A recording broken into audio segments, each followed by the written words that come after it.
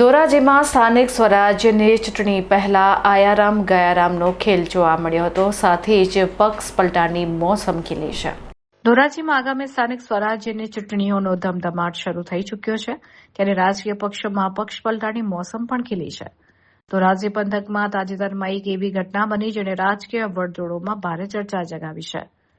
પાટણવાવ ગ્રામ પંચાયતના સરપંચ કાનભાઈ સાબલિયાએ માત્ર 12 કલાકના ગાળામાં કોંગ્રેસમાં જઈ ફરી ભાજપમાં પરત ફરીને આયારામ ગયારામના રાજકારણને વેગ આપ્યો છે.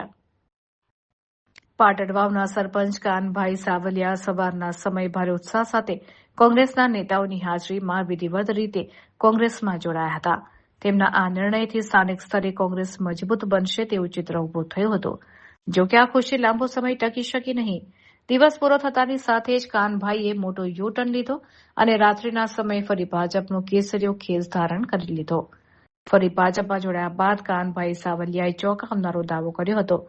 તેમણે જણાવ્યું હતું કે હું અમુક પ્રકારના દબાણને કારણે કોંગ્રેસમાં જોડાયો હતો, પરંતુ કોંગ્રેસમાં જવું એ મારી મોટી ભૂલ હતી. સમાજના વડીલોએ મને મારી ભૂલ સમજાવી અને મને પણ અહેસાસ થયો કે મારું સાચું સ્થાન ભાજપમાં જ છે. પોતાની ઘર વાપસી બાદ કાનભાઈએ ભાજપ પ્રત્યેની વફાદારી વ્યક્ત કરતા કહ્યું કે હવે તેઓ પૂરી તાકાતથી ભાજપ માટે કામ કરશે અને આગામી ચૂંટણીમાં ભાજપને જંગી મતોથી જીતાડી બતાવશે. એક જ દિવસમાં થયેલા આ પક્ષ પલટાએ પાટણ વાવ અને ધોરાજીના રાજકારણમાં ગરમાવો લાવી દીધો છે. હવે જોવાનું એ રહેશે કે આ ઘર વાપસીની અસર આગામી ચૂંટણીના પરિણામો પર કેવી અસર પડે છે. આજે હું પાટણો ગામનો સરપંચ છું.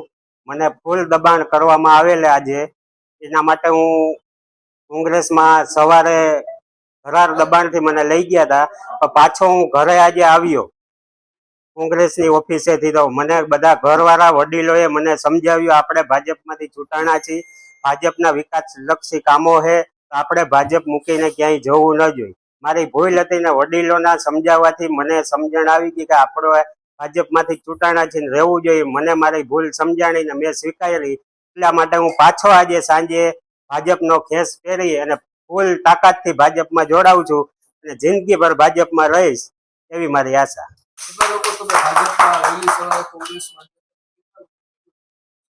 હું એક જ ભાજપમાં ગયો હતો અને હું પાછો આવી ગયો.